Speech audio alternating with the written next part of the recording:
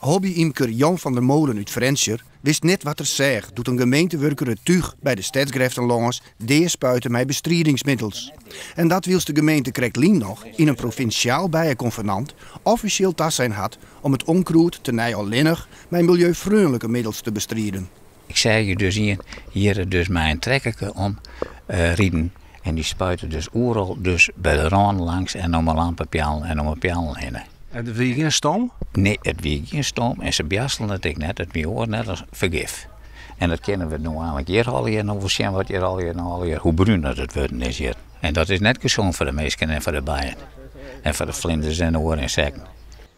Roenom is bekend dat benammen bijenvolken door de beroekte bestrijdingsmiddels ziek worden en zelfs deergaan.